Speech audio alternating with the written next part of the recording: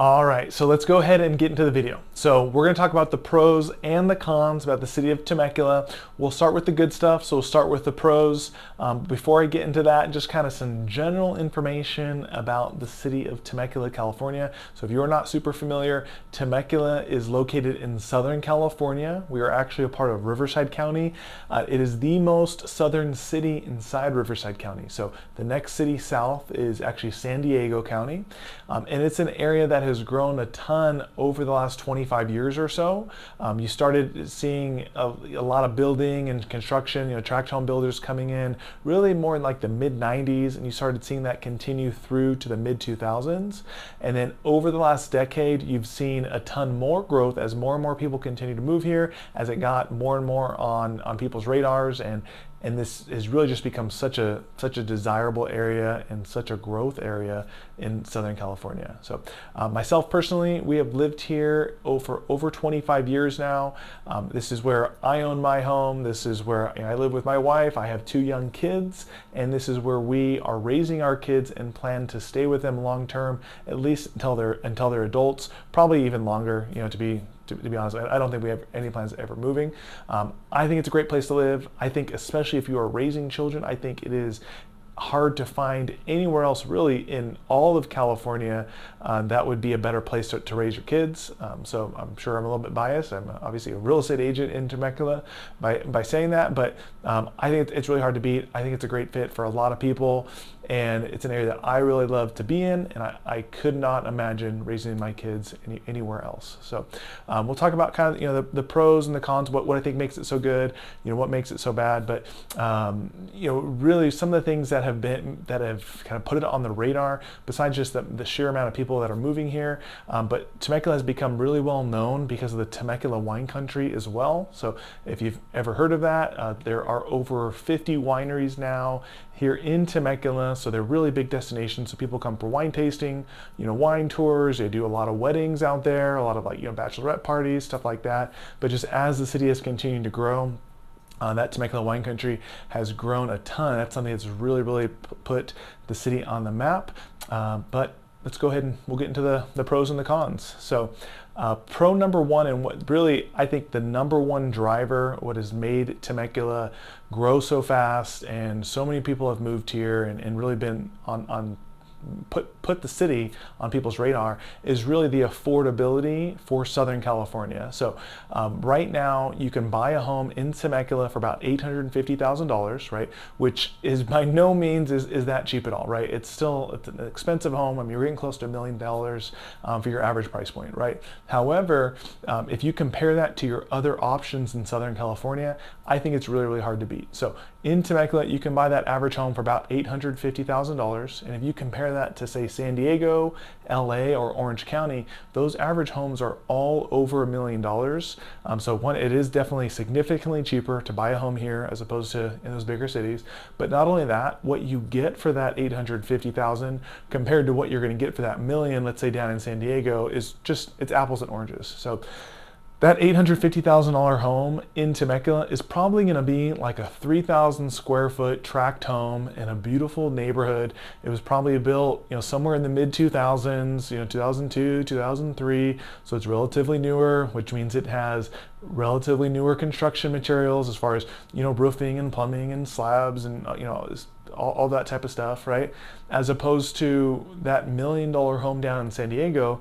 Really what that is, that's probably like a 1,400, 1,500 square foot home that was built probably back in the 60s, maybe the 50s. So it's a lot older. That means older construction materials. That means older roofs, older electrical, probably shingle roofs, right? Older plumbing, all those things that go with it, right? So older home. Probably not near as nice of an area as far as safety and schools, and we'll talk about some of that throughout the rest of the list. But just what you can get, it's more expensive, it's way smaller, it's way older, probably not near as nice as opposed to less expensive, nicer, newer, etc. Right? So that's really the trade-off there. So and it still is cheaper. So that can be tough for people if you are moving from other states, right? So for $850,000 does not sound inexpensive, because it's not. It's still a ton of money, right? So if you're moving from somewhere, say in the Midwest or something, right, where your average price point is a lot less, that's going to be a hard jump coming straight to Temecula. But compared to the other areas of Southern California, I think it's really, really hard to beat. And that is why most of the people that are moving here tend to move from the other counties in Southern California. So most of the people that are moving here move from San Diego, move from LA, move from Orange County, because they can still be in Southern California and have something that's going to be, relatively affordable. So number 2 on my list about, the 2 biggest pros in Temecula is going to be the school district. So the Temecula Valley Unified School District is super, super highly rated, really across the board, from elementary school to middle school to high school. The ratings are very, very high, throughout 7 out of 10, 8 out of 10, 9 out of 10, and up to 10 out of 10.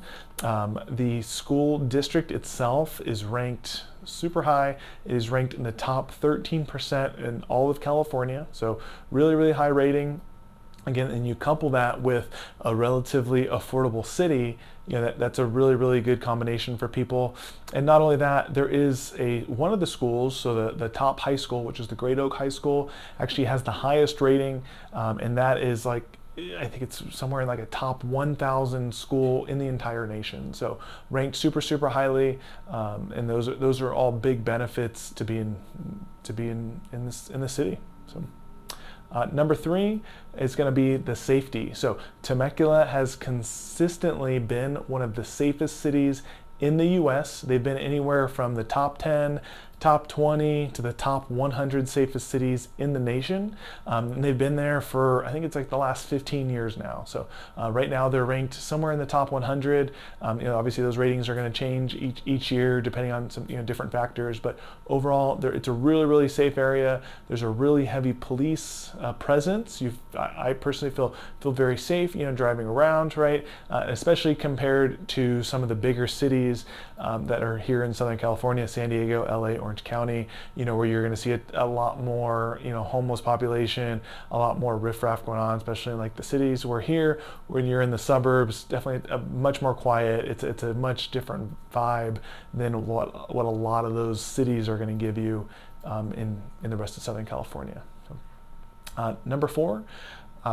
So Temecula is a little bit more inland compared to some of those other cities, but we are still located in Southern California, which means you're only about 45 minutes to an hour away from all the other cool stuff that Southern California has to offer you. So we're here, like we talked about, South Riverside County, just north of San Diego, but you can, because you are so close, you can easily make a day trip to do all the other cool stuff that's in Southern California. So for example, you can make a beach trip in about 45 minutes to an hour, depending what beach you're going to go to. So you're still relatively close. If you want to go down, let's say down to downtown San Diego and have more of a city life, or go see a concert, or go see a baseball game, or go to the San Diego Zoo, anything like that, that's about a 45-minute to 1 hour commute.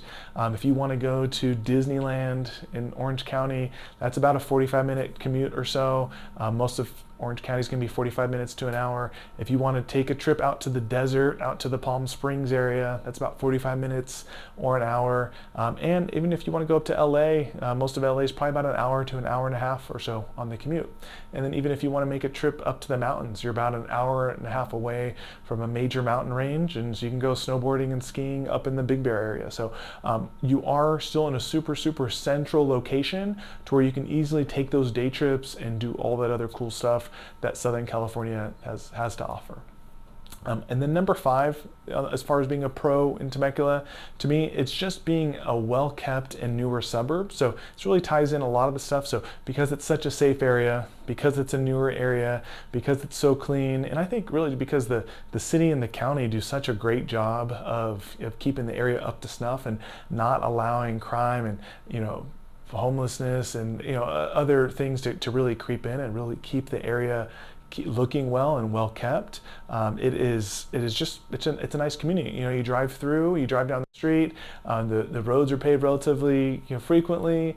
There's not a lot of riffraff. The buildings are well kept, and it's just a nice, squeaky clean community. So it is definitely a suburban area for sure. So it's the suburbs, it's not the city. You know, you're out here, you're in a, most people are going to be in some type of a tract home, right, that is built by some mass builder. So it's a different way of life as opposed to, you know, some type of city life. But as you know, someone in my position, you know, in my mid-30s with young kids, I think it's hard to beat. You know, it gives you get more space, you get that peace of mind, you get the safety. I think it's a really, really great fit as far as being able to live here.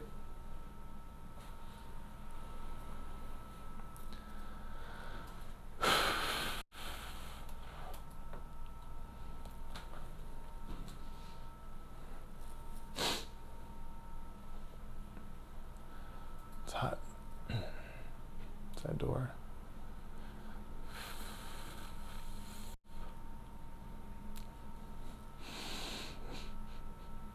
All right, so the next part we're going to talk about. All right, so let's go ahead and transition into the cons, so the negatives, so the 5 biggest downsides of living here in the city of Temecula. So I think the top 2 are easy for sure, but number 1, I think most people's.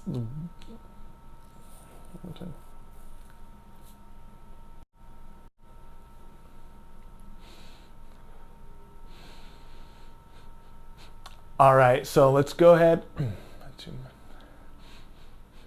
All right, so let's go ahead and talk about the cons now. So we're going to do the top 5 cons about living here in the city of Temecula. So the biggest downsides, right? And I think the top 2 are easy for sure. But number 1, I think for most people, the worst part about living in Temecula is going to be the commute. So if you are fortunate enough to live here inside Temecula and work here locally, you are super, super fortunate, and you are definitely in the minority. So if you don't have to make a commute, that's going to be a huge, huge plus for you, or if you're able to work from home, right? But most people that live in Temecula do make a commute, and they commute to San Diego, LA, or Orange County. So Temecula it's definitely a big suburban community. It's a big it's a big, I can't think of the word. What's it called? Where somebody lives there and commutes out. Suburb, not a suburb. I say that word all the time.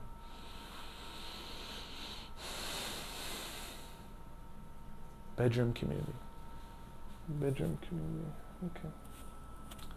Do it again. What's it called? Bedroom community.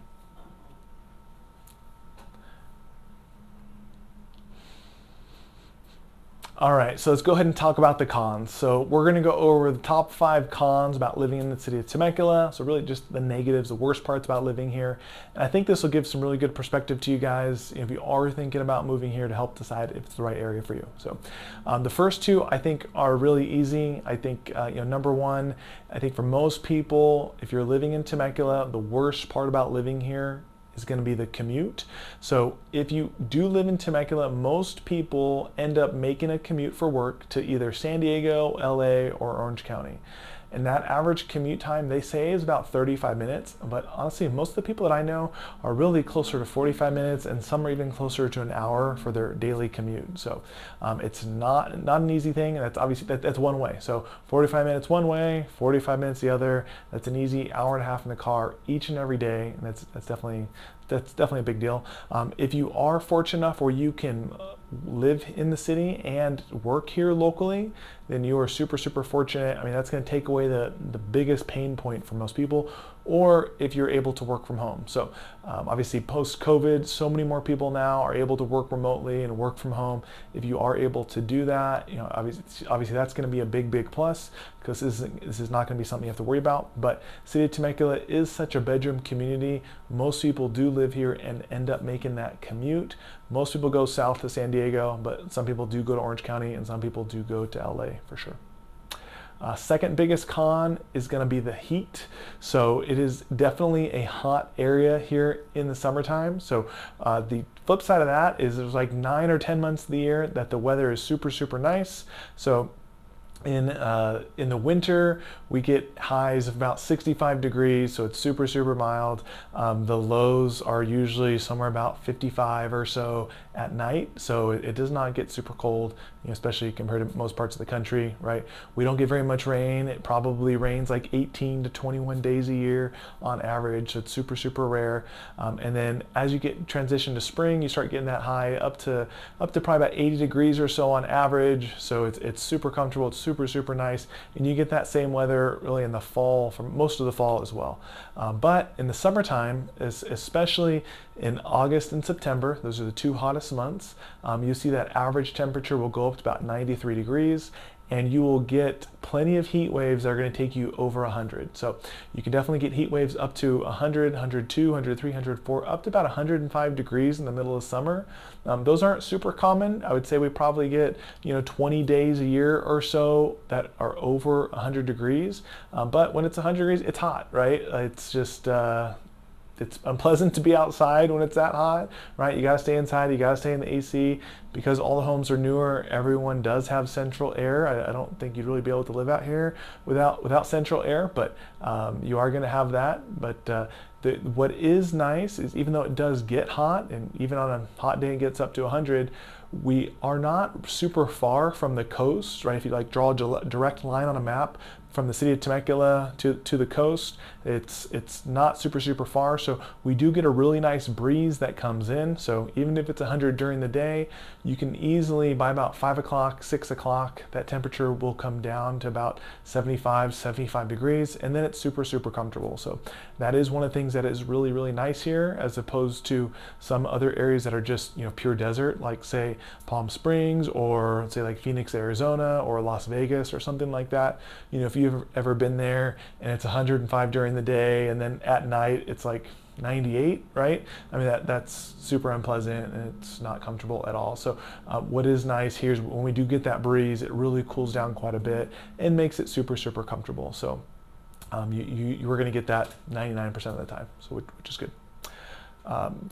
Biggest con number 3 has to do with location. So even though we are in Southern California, we are near a lot of stuff. So like I mentioned earlier in the video, all the other cool stuff that Southern California has to offer, we're near a lot of that. But the reality is we're not right next to anything. So you're going to have to make that commute just like the commuters do for work. If you're going to do something fun, if you're going to go down to the beach, you're going to make that 45-minute to an hour commute, right? And for some people, it's just going to be too far, right? If you want to see, your favorite band is coming to California for a concert tour, you're probably going to have to make that 45-minute to an hour commute down to the the stadium or the arena to see them, right? It's just going to be a little bit further away. So sometimes when people come here, they are a little bit surprised, or I guess to them it's a downside when they come here and they realize, hey, we're not right next to any of those other Southern California conveniences. I think it's a pro, because you can easily take those day trips and be able to to be able to get there and take advantage of them. But everyone's gonna have different perspectives on that, and just got to know you are gonna have to make the commute to do some of that cool stuff.